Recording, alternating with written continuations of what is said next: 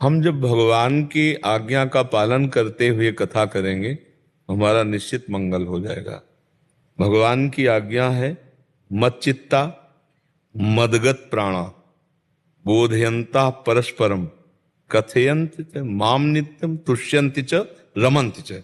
भगवान ही कह रहे हैं, ये श्री भगवान के, मेरे में चित्त लगा करके, मेरे में प्राणों को समर्पित करके यदि मेरी चर्चा की जाए और उसी में संतोष धारण किया जाए, हमें चर्चा करने को मिल रहा है भगवान की, ये हमारे लिए परम धन है। तुष्यंति च रमंति च, उसी में रमन करे तो भगवान कह रहे मैं उसका बुद्धि योग प्रदान कर। तेषाम सतत युक्तानाम भजताम प्रीति पूर्वकम ददामि बुद्धि योगम तम येन माम उपयांति। अब थोड़ा हम इसके विपरीत भाव को देखते हैं। हम जब भगवान की कथा को व्यापार बना लेते हैं तो जो आपका प्रश्न है कि हमारा कल्याण कैसे होगा, उसमें बाधा पड़ जाती है। क्योंकि हम भगवान की चर्चा, भगवान का आदेश है कथयंति च माम नित्यम तुष्यंति च रमंति च, उसी में रमण करे मेरे प्रभु। ये मुझे सौभाग्य दे रहे, मेरा भरण पोषण की जिम्मेदारी तो प्रभु की है। भगवान कह रहे हैं योगक्षेमम वहाम्यहम, मैं तुम्हारे योग और क्षेम का वहन करूंगा। तो कथा किनकी कर रहे हो? श्री कृष्ण की। तो संबंध किससे है? श्री कृष्ण से। तो तुमको पता नहीं श्री कृष्ण कौन है, और वो कह रहे हैं योगक्षेमम वहाम्यहम, तो हमें ताल ठोक कर निर्भय होकर अंदर संकोच न रखते हुए जितना गुरु प्रताप से ज्ञान है उसको भगवत चर्चा बांटनी चाहिए। और जो आ जाए, हम कह रहे हैं 1 करोड़ आ गया, तो क्या श्री कृष्ण कथा की कीमत 1 करोड़? कुछ नहीं। और 10 रुपए भी नहीं आए तो देनहार ये जनता नहीं, भगवान है जो सब पूरी जनता को दे रहा। वो कहां से कैसे देगा, तुम आनंदित हो जाओगे, आह्लादित हो जाओगे। पर है बहुत कठिन प्रभु, बहुत कठिन है कि हम भगवत चर्चा करें और हमारी कोई मांग न हो, कोई शर्त ना हो, केवल हमारे प्रभु प्रसन्न हो जाए। जैसे पूज्य श्री रामचंद्र डोंगरे जी महाराज, भगवान की ही चर्चा में अश्रु प्रवाह हो रहा है, पूरी चर्चा हो गई और उठ के चल दिए। जो चढ़ा वो वहीं के लोग कहीं अस्पताल में लगा दे, कहीं धर्मार्थ लगा दे, कभी स्वीकार नहीं किया। वो महापुरुष की गणना में आ गए। तो अगर गृहस्थी है और आप कथा करने जाते हैं तो मुझे ऐसा लगता है कि आप खाली हाथ कभी नहीं आएंगे। आप खाली हाथ नहीं आएंगे। आपको जो मिलेगा वो महाप्रसाद होगा, और उससे जो परिवार पोषित होगा वो बहुत सुशील, शांत, आनंदमय होगा।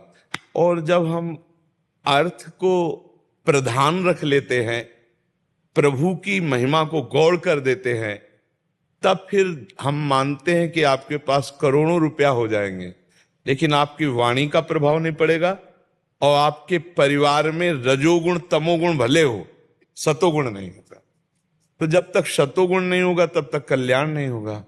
मानते हैं कि आज आप कलावा बांधे हो, कल 1 करोड़ सोने का आप कंगन पहन सकते हो, लेकिन आपका हृदय प्रेम शून्य अगर रहे तो वो 1 करोड़ का कंगन किस काम का। अगर आपके आंखों में आंसू और भगवान के प्रति अपनापन है, आप भगवान की चर्चा कर रहे हो, तो इससे आपका भी कल्याण होगा। सातरति सातरति सा लोकान तारयति, वो लाखों को करोड़ों को तार देगा। जब हमारा उद्देश्य होता है केवल भगवत चर्चा, तो उसका रंग बढ़ता है, उसका रंग पड़ता है सबके ऊपर। और जब हमारा उद्देश्य होता है अर्थ, तो फिर वो बात बदल जाती, फिर वो रंग नहीं रहता। हाँ, वो तालियां बजाने वाले तो मिलेंगे, लेकिन जीवन परिवर्तित हो जाए वो नहीं होगा। वो होगा भगवान की चर्चा, सिर्फ भगवान की प्रसन्नता के लिए हम कर रहे हैं। आ जाए वो भगवान की कृपा, ना आ जाए तो हम भगवान से पोषित हैं, तुमसे नहीं। तुम्हारे द्वारा हम पोषित नहीं हैं, हम भगवान से पोषित। मच्चित्ता मदगत प्राणा बोधयंता परस्परम कथयंति च माम नित्यम तुष्यंति च रमंति च। जैसे हम किसी 1-2 ऐसे भागवत कथाकारों से बातचीत, तो उन्होंने कहा कि महाराज जी ऐसी समस्या है, तबला वाले को चाहिए, हारमोनियम वाले को चाहिए, अमुक को चाहिए, अमुक को चाहिए, और घर परिवार भी है। अब हम नहीं कहते तो ऐसे ऐसे लोग हैं कि वो चवन्नी न दें। तो मुझे इन बातों पे हंसी आती है कि तुम्हारी दृष्टि में केवल लोग हैं, भगवान नहीं है। अरे भगवान उन्हीं में से किसी के हृदय में ऐसा प्रेरित करेंगे कि आपका सब काम बन जाएगा। मांगने की जरूरत नहीं, कहने की जरूरत नहीं। कहोगे एक नियत संख्या मिलेगी, और नहीं कहोगे तो हम माना एक जगह खाली चले आए, लेकिन किसी जगह ऐसा भरपूर कर देंगे कि आप निहाल हो जाओगे। ये प्रेरित करने वाले भगवान है। एक नैमिषारण्य में पूज्य स्वामी श्री नारदानंद सरस्वती जी महाराज थे, तो उनके पास एक बुढ़िया गई, बिल्कुल साधारण वेश में, और 1 रुपया निकाला।